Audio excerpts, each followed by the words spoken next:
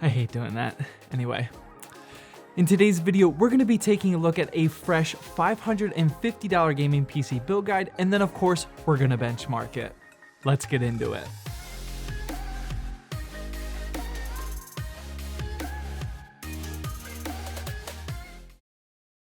Hey, welcome to Zach's Tech Turf. Today we're going to be taking a look at what's inside my fresh $550 gaming PC build guide, and I have a couple of extra options for you as well. And if you're new here and you want to see other PC build guides just like this one, then hit that subscribe button down below and also that notification bell. That way you never miss an episode. But before we get into it, let's talk about today's sponsor, Privacy.com, and they're literally giving you guys $5 for free. Today's video is brought to you by Privacy.com. Privacy.com allows you to create virtual credit cards to use online instead of your real ones, which allow you to keep your actual bank information safe and hidden on the internet. More details towards the end of the video, and make sure you keep watching to learn how you can get $5 for free that you can use for any online purchase. Alright, so with all that necessary introduction out of the way, let's jump right into the parts list and talk about why I chose all of these parts specifically. The first part up is the CPU, and let me know if you've heard this before, but I decided to go again with the 6-core Ryzen 5 first generation 1600. The 1600 is being featured in a ton of build guides lately, mostly because you can usually snag it for a really good deal, and I picked up mine for $80 from Micro Center. Now the next generation Ryzen 5 2600 is also a really good price to performance if you want to spend a couple extra dollars,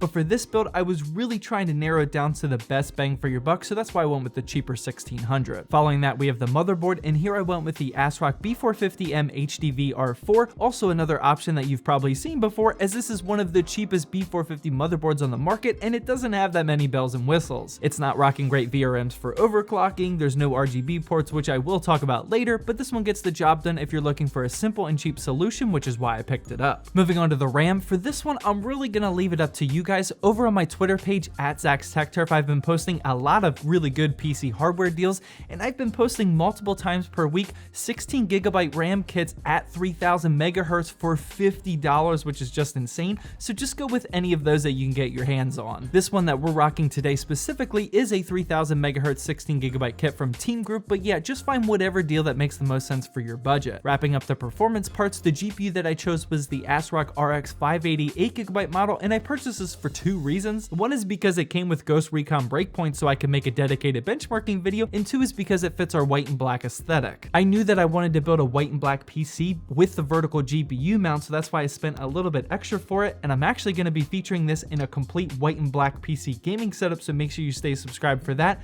But yeah, just find any 8GB RX 580 that you can get your hands on. Next up we get to the power supply, and once again you don't have to go with this one specifically, but I found this Thermaltake 500 watt smart unit on Amazon for just $45. This one is rocking ketchup and mustard cables, so do be aware of that, but like I said, I was really trying to stretch the dollar on this build, so I was happy with this deal. Getting into the storage, here I went with an SSD brand that I've never actually used before, and this is the Sabrent Rock 512GB M.2 NVMe SSD. For a $550 build guide, I personally feel like the sweet spot is a 500GB NVMe SSD, but only you'll know if you need to spend a couple extra bucks on a 1TB SSD, or maybe even a smaller SSD with a bigger 2TB HDD. This one's up to you. Finally, the last necessary part on our parts list is a case, and for this build I went with the pretty sexy Phanteks Eclipse 360X, and big shout out to Phanteks for sending this one over. Obviously, if you're really trying to stretch your budget, you could save like 20 bucks by going with a not so baller case, but yeah, I am really digging how this one looks. The Phanteks Eclipse 360X is rocking a full RGB system that you can either plug in via SATA power or an RGB port if your motherboard has one, which ours of course does not. The RGB system not only has the two strips up at the front, but also the horizontal strip underneath the tempered glass side panel, which isn't something you typically see in a mid-range price case. There's also 3 dust covers, which are important. It includes 1 fan, and most importantly, they build a vertical GPU mount, which is really why I wanted to test this one out. Speaking of the vertical mount, there's 3 more parts that I want to quickly talk about that I did not include in the final price,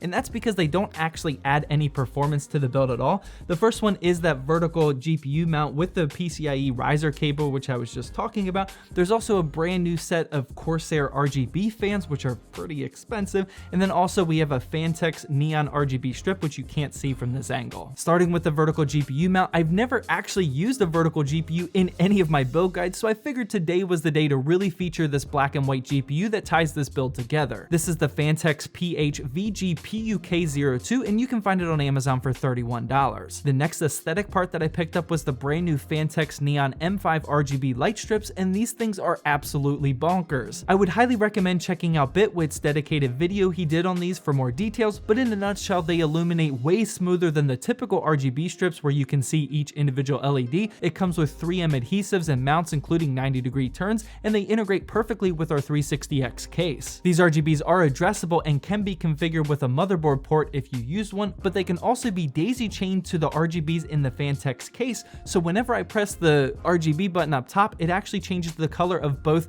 the entire case RGB and the neon strip, which is pretty cool. Finally, the last aesthetic part that I included was literally the brand new Corsair QL120 RGBs, and although they are pretty expensive, these are the next generation RGB fans. You can control the lighting and performance of the fans through the Corsair iCUE software, and they look absolutely gorgeous as they're rocking a very impressive amount of 34 RGBs per fan. I'm not actually utilizing these right now with my white and black setup, but yeah, these can definitely look very baller if you ask me. I decided to throw these in the Phanteks case because the Phanteks case only came with one fan. You would obviously be fine with one fan, so you don't really need the extra three, but yeah, you definitely don't need any three of these aesthetic parts that I just talked about for this build guide. With these parts, this build comes out to over $700, but like I said, you don't actually need these parts, which is why I'm still calling this a $550 build guide. Be sure to let me know down in the comment section about what you think about this new style of build guides. Would you rather me call this a more expensive build? Please let me know. With the super long parts list out of the way, it's now time for the benchmarks. The settings that you're about to see for each game are the settings that I would personally use if this was my system, but before we get into the benchmarks, let's quickly talk about Privacy.com again and how they're literally giving you guys $5 for free. Before moving on, another big thanks to Privacy.com for sponsoring today's video. I've actually started using Privacy.com myself, and I'm very happy with the service because I no longer have to put my actual credit card information on the internet right now, and it makes me feel safe using the virtual cards. This is especially important for us PC gamers that like to buy some game or operating system codes using some shady websites. The way it works is you connect a funding account to fuel your virtual cards, and then you can either create a single credit card to use wherever you want, or you can create individual cards that can only be used on Amazon, iTunes, or wherever. These cards ensure that they can only be used on these individual websites in case they do get compromised, and you can also set spending limits. Privacy.com recently introduced premium plans. On the Pro plan, you can get 1% cash back on every purchase and up to 36 cards per month, and over on the Teams plan, you can get access to a dedicated account manager and up to 60 cards per month. Privacy.com also has a Chrome extension which helps fill out your credit card information quickly. It's PCI DSS compliant, which means it's held to the same security standards as your bank, and it's even secure with military grade encryption. Head on over to privacy.com/CTT to create a free account, and they'll even give you $5 to spend on your first purchase. Yep, that's $5 for free heading over to privacy.com/ZTT. Getting into the benchmarks, the first game up was none other than Fortnite, obviously, and in 1080p with pro settings, which is basically low with epic view distance, this system cranked out a very impressive 140 frames per second. Next up was CSGO, because I'm still afraid to not include this in my benchmarking runs, and in 1080p in pro settings yet again, here we got a stupid high average of 219 frames per second. Rounding out the easy to run titles, I fired up Rainbow Six Siege, and in 1080p and high settings with the built-in benchmarking tool, I scored an average of 176 FPS. Getting into our tougher to run games, and pretty much the only game that I'm playing on the entire list right now, Call of Duty Modern Warfare, and in 1080p and medium-ish settings, I got an average FPS of 105.